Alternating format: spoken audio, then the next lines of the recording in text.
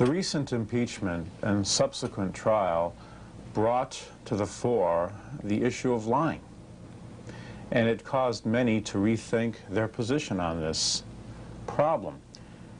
It's almost as if many were saying that nowhere in the Bible is lying forbidden. Everyone does it.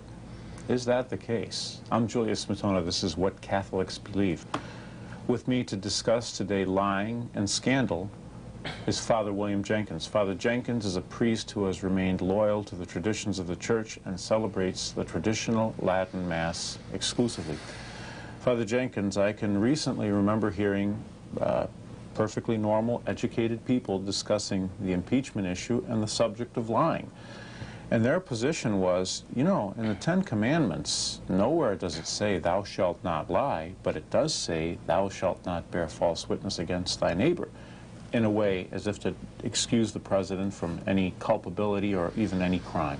Mm-hmm. Well, it does say in the Bible that thou shalt not lie, and God has made that very clear. Not only do we read in the book of Exodus, thou shalt not receive the voice of a lie, neither shalt thou join thy hand to bear false witness for a wicked person, and thou shalt fly lying. This is in chapter 23 of the book of Exodus. Mm-hmm. But in the book of the Acts of the Apostles, when a married couple lied to the apostles about a certain sum of money that they were donating, God struck them dead in front of everyone, one after the other, Ananias and Sapphira. So God's judgment against liars and lying is pretty severe. We also read in the book of Leviticus, chapter 19, that you shall not steal, you shall not lie, neither shall any man deceive his neighbor. Mm-hmm. What has happened?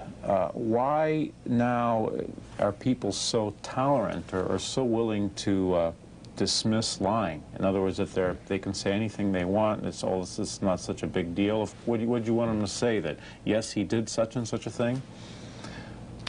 I'm not sure I understand the question, I'm sorry. Well, it seems that people think there's nothing wrong with lying, that this is normal, that you shouldn't even be upset about it. And in certain conditions, they would even say, well, for example, if you are caught doing something you shouldn't have done, and you lie about it to conceal it, they would say, well, of course, what would you expect him to do? He'd ruin his career if he admitted it. Mm-hmm. That is the mentality today. You know, when the impeachment came up, there was a hue and cry that this is all about impurity, mm-hmm. and immodesty and sexual immorality, as though that didn't count, you know. And the idea was, well, this is a private matter and we shouldn't really pay any attention to it. And a lot of people came up, public personages came out and said, well, everyone does this. Well, first of all, everyone doesn't do it, although I would consider that an admission on their part to be saying that everyone does it. Mm-hmm. They think everyone does it, and perhaps if they knew that they didn't do it, they wouldn't be able to say that not everyone does it. But the fact is that it is also wrong to say that everyone does it, as though that were some kind of a justification for it. That's the worst of it, I think. As though to say everyone does it and therefore it's justified. What kind of people would say things like that? What kind of people would think things like that? They have the same tolerance for the lie as they do for the sexual immorality, though. The lying and the adultery mean little or nothing to so many people in the country today, and that's rather frightening, actually. The fact is that a certain kind of lie is the worst sin you can commit. St. Thomas Aquinas said blasphemy against God, which is a lie about God, is the worst kind of sin. Obviously, to perjure oneself, that is to call God to witness the truth of what you are saying, and then to boldly and baldly lie, not just to the American people, but to God, sin of perjury is, in the Old Testament, a capital offense. One would be put to death for that. God considers that to be an extremely serious matter. Now, in our own country, we find that there is an epidemic of lying. Survey after survey has showed that Americans do lie, and Americans of all ages. Surveys have focused in on high school and college students and show that they lie regularly and with no compunction whatsoever. This is very serious. It bodes ill for our society. Well, it's more than just students. This lying among big corporations is not infrequent at all. And many times you hear of people being dismissed from their jobs because they would not lie. They would not deceive or attempt to defraud. You know, God is a God of truth. He's not a God of lies. But the example in the Old Testament of someone who risked his life and preferred the truth to his life was Eleazar. Eleazar was an old Jewish man who was given a command by the pagans to eat pork, eat the flesh of swine, which was specifically forbidden by the Mosaic law. And Eleazar said, I cannot do this, and I will not break the law of my fathers. I will not break the law of Moses. And so he was offered this proposition. Well, I'll tell you what, we'll fix up a plate of food for you. We'll make it look like pork, but it won't be pork. You'll know it's not pork. We'll know it's not pork. And you can go ahead and eat it with a clear conscience. And Eleazar's answer was, God forbid that I should scandalize the young by even appearing to violate the law. And so the man went to his death. He was actually executed for failing to yield to the pagan commands and for following the law of God. And so, you know, we have that example of his heroism. But where is that example today? It seems that not only is the lie regarded as something inconsequential, but the lie is even glorified. I had a professor in Rome at the Angelicum University, Father Vincent Michelli, who told us that this is the age of the big lie. And in fact, it is. It is an age when lying is considered to be almost an art form. That's true. The thing which people don't realize, too, is that by tolerating the lie, they make themselves essentially a prisoners of a veritable hell on earth. Where there is no honesty, society begins to crumble. You can't believe anything. You get a statement in the mail on your credit card, you don't know if it's true. You get billed for medical services, you don't know if it's true. If you buy a car that supposedly is in good condition, you don't know if it's true. If you ask your son or daughter, were they here or there, and they say one way or another an answer, you don't know if it's true. People are reaping the benefits of this indulgence and tolerance for lack of honesty. Well, it's true. There has to be trust to have any society, especially a free society. And where there is no trust, then you have nothing but the law of the jungle, or worse. Might, not only might makes right, but deceit makes right. If you can be a successful liar, the best con artist wins. And takes advantage of everyone else. And what you mentioned earlier is true, too. I suppose we probably both know people who got themselves into trouble with their bosses because they would not lie. And their integrity simply forbade them to do so. And they paid a price. And in a sense, they suffer a kind of martyrdom, maybe not unto blood, but they certainly do suffer some disadvantage. Well, they are blessed, according to the Sermon on the Mount. Blessed are they who suffer persecution for justice's sake. Yeah, right. Well said. By the way, with regard to something you just mentioned, I thought I'd bring up this matter here. What happens to a society when there's a breakdown of truthfulness? Well, I think the answer was given pretty well by a certain Dr. Jean Edward, I think the name is pronounced Veith, V-E-I-T-H. In the October 31st issue of World Magazine, he made a statement about what is happening in Russia and why Russia could not pass from a controlled communist society based upon a controlled market to a free market capitalist economy. By the way, Dr. Veith is the Dean of the School of Arts and Sciences at Concordia University in Wisconsin.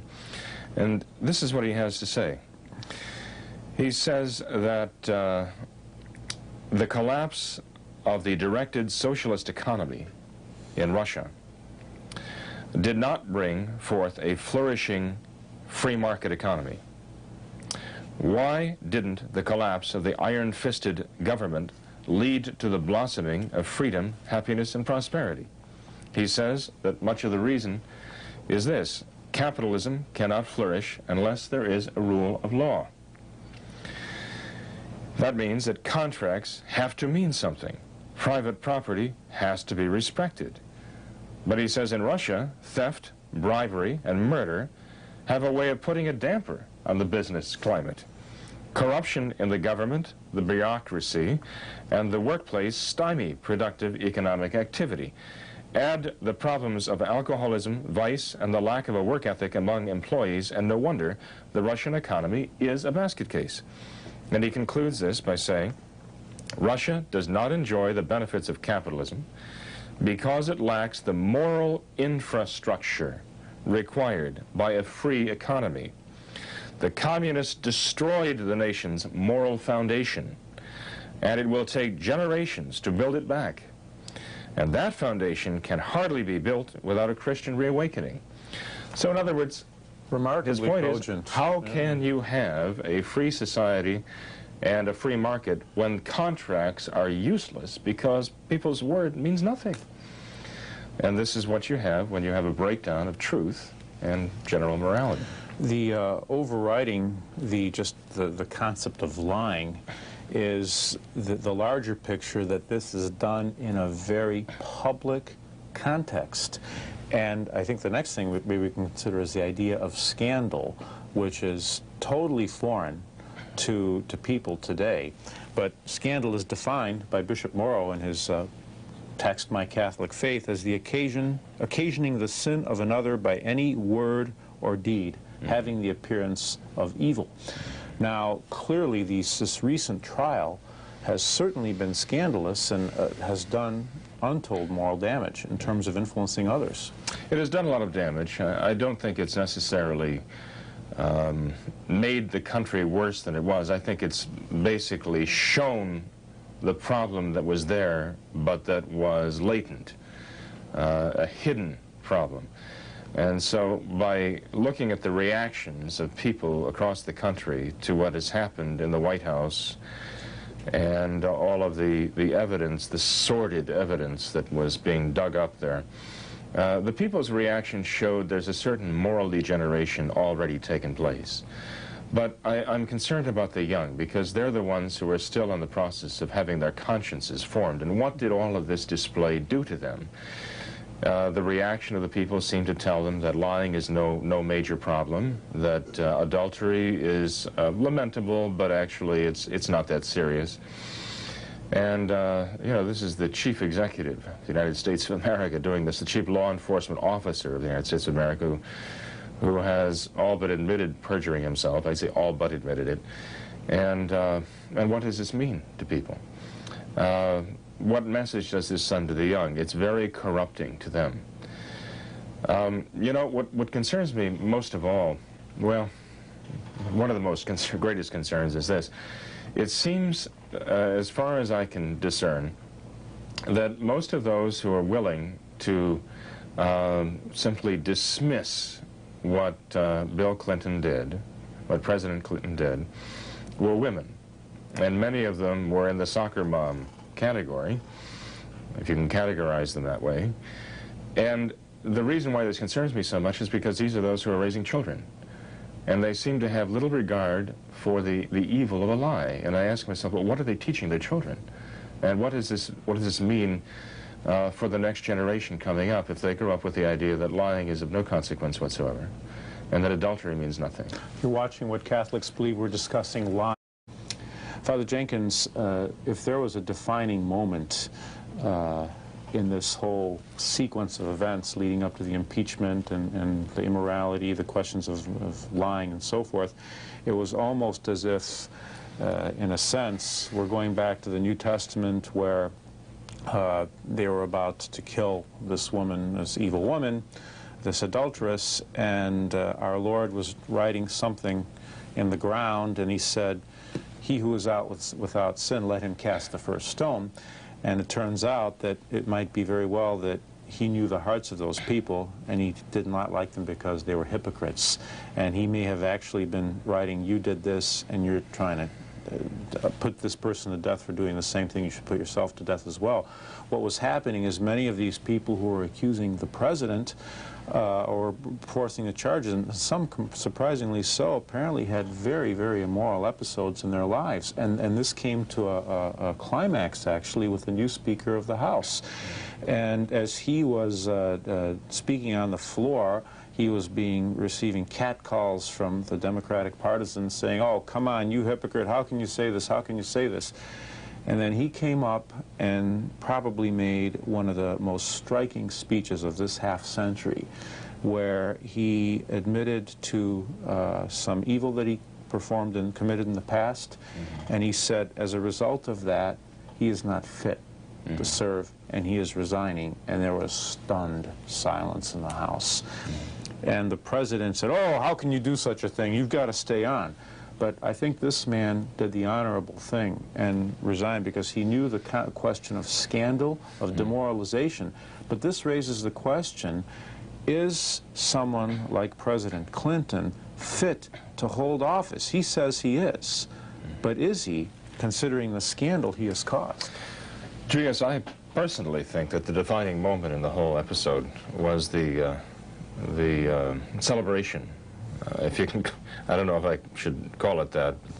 It's kind of, well, it had a celebratory atmosphere to it of the Democrats on the lawn of the White House. Sounds like the Tower of Babel. They voted to, the House of Representatives voted to impeach. It was just incredible to see them all there singing paeans of praises for William Clinton just after the House of Representatives had voted to impeach. I consider that to be a grave insult, not only to the congressman, but also to the whole country. It was absolutely disgraceful. This smirk, this sneer at the law. I would have thought that people would have reacted very badly to that, as though this is really beyond the pale. But evidently they champion this kind of chutzpah, and boldness is what carries the day today. Well, the resignation of the, as you say, the newly elected Speaker of the House was certainly a very striking moment. But, you know, the man had not perjured himself, and that's really what this was all about. The articles of impeachment did not accuse President Clinton of committing adultery. The articles of impeachment had to do with perjury. And so the Speaker of the House had not committed perjury. But he felt that this fact that he committed such an act, that he was guilty, compromised his integrity and rendered him a scandalmonger. Right. And well, I mean, you'd certainly have to attribute to him more integrity. But you know, with regard to the president, and I do hope he saved his soul, and I hope people are praying for him because he does have a soul, and Christ did give his life for him. You see, nothing he does would ever surprise me, no matter how evil it would be. I mean, even the accusations that he bombed Iraq and took all those lives just as a diversionary tactic, it wouldn't surprise me if he did that. And the reason why it wouldn't surprise me is because he overturned the votes of both houses of Congress, banning partial birth abortion. Bill Clinton, with his signature, struck down the votes of the House of Representatives and the U.S. Senate, which would have banned partial birth abortion. And he took personal responsibility for the lives of thousands of children who from that moment on would not be protected by law. They would be born up to their necks and then have scissors or else other sharp instrument rammed into the base of their skulls, have their brains sucked out, and then their skulls crushed and taken out of their mother's wombs. Now this is such a grisly, just inconceivably evil thing to do. And for him then to couch it in terms of moral righteousness, you know, and for him to present women, I think there were 5 women, some of whom were ostensibly Catholic, and this was done intentionally, this is all choreographed, nothing of this happens by accident, was just so evil. I consider him to be capable of just about anything right now. And nothing he would do would surprise me. After he would do that, strike down the ban on partial birth abortion, what is adultery? What is perjury? Right? I mean, these are very evil things, but they're certainly, you know, not exceptions to this modus operandi or even the modus cogitandi. This is just the way he seems to think, that he tries to put everything he does in the context of being the morally righteous person holding the Bible as he walks into the Methodist Church. And I find it really reprehensible. If the country did not react to this overturning of the law, a law which would have banned partial birth abortion, that Bill Clinton single-handedly overturned this act of Congress and stood up to protect the practice of partial birth abortion. If the public didn't react to that, as I say, I just don't know what they're capable of reacting to anymore. You know, and it's, speaking of reactions, what I think it's surprising no one really reacted to is the fact that John Paul II, during his visit, had his photograph taken holding hands with President Clinton, which was virtually on the front page of every single major newspaper in the United States. Right. And you wonder what has happened to scandal and what happens to the book of Exodus. Neither shall thou join thy hand to bear false witness for a wicked person. Now, I know this sounds awfully judgmental, but these are matters of black and white. What you said about this man using his executive power to overturn the will of the Congress on partial birth abortion. He was probably the most pro-abortion president we've ever had.